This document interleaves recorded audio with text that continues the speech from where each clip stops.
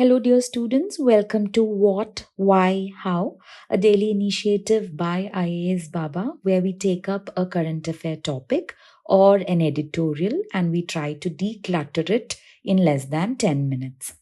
The topic that we have chosen for today is primarily it is prelims oriented, I would say, primarily because the foreigners' entry has been restricted in 3 states of India, which is Manipur, Mizoram, and Nagaland. From now onwards, if a foreigner has to enter into these areas, they would require something called as a protected area regime. And this is what is bringing up for discussion today. Now, what exactly is this protected area regime? The protected area regime is something that is declared under your Foreigners Protected Areas Order of 1958. As per this, whenever there is any issue that is happening in the premises of a state, the Home Ministry of which is part of the central government can declare certain parts as protected areas. Now, when I'm saying protected areas, it means that to enter into these areas, if you are a foreigner, you would require a protected area regime or a protected area permit. Now, when it comes to these particular states, which is Mizoram, Manipur, and Nagaland, this restriction that is now brought in is coming after a period of almost 14 years. For the last 14 years, this restriction was not there for these particular states because they were trying to improve the tourism in these states. But now, due to certain internal disturbances, they have had to impose this protected area regime again. As per this, the Home Ministry has now said a foreigner is not encouraged to visit these protected areas unless there is any extraordinary reasons to justify a visit.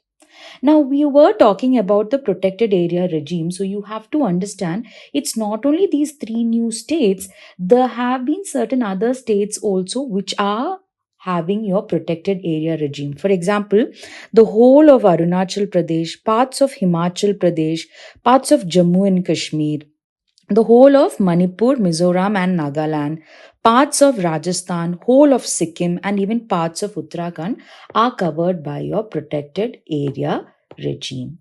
Now, very similar to the protected area regime, you have something else called as your restricted area regime. Not to be confused with each other, the restricted area regime is for certain other areas which are there in your Andaman and Nicobar Islands and certain parts of Sikkim. Now, understand both the protected area regime and the restricted area regime are for the foreigner entry only.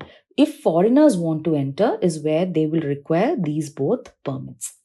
As far as Indian citizens are concerned, if you have to enter into certain protected areas, they require something called as an inner line permit.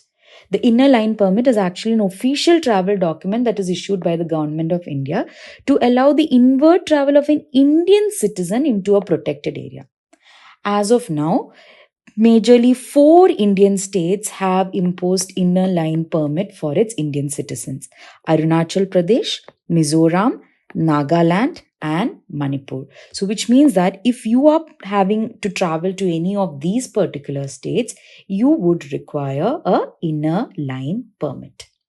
Now, this is all from the prelims perspective of it. From the mains perspective of it, why has inner line permit and why has protected area regime all been declared right now?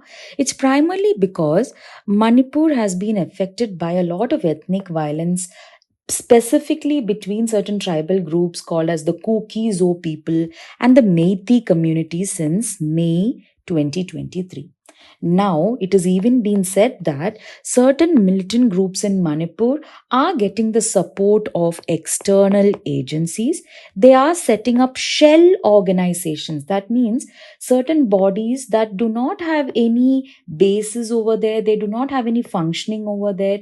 Now, the primary purpose of shell organizations might be to get the money for these militant activities. So now what is happening is, in certain areas of Manipur, in certain areas of Mizoram, there has been the presence of these shell organizations and militants. This is the reason why they have stopped all foreigner entries and they have tried to impose your protected area regime.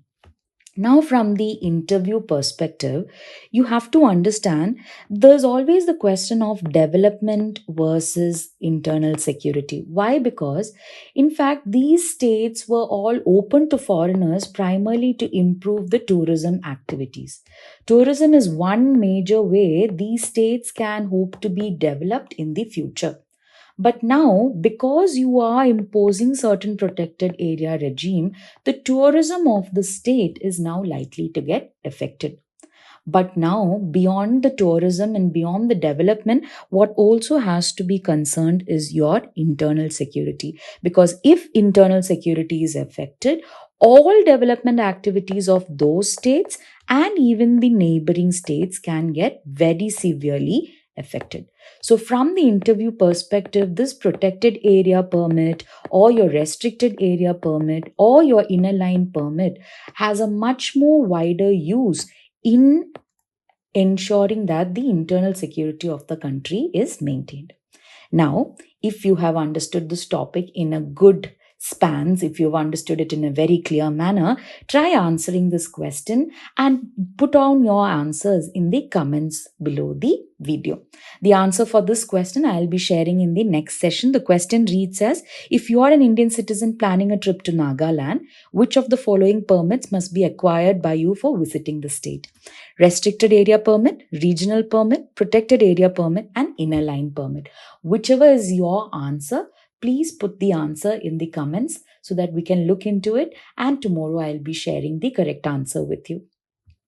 Until we meet next time, take care. Happy learning.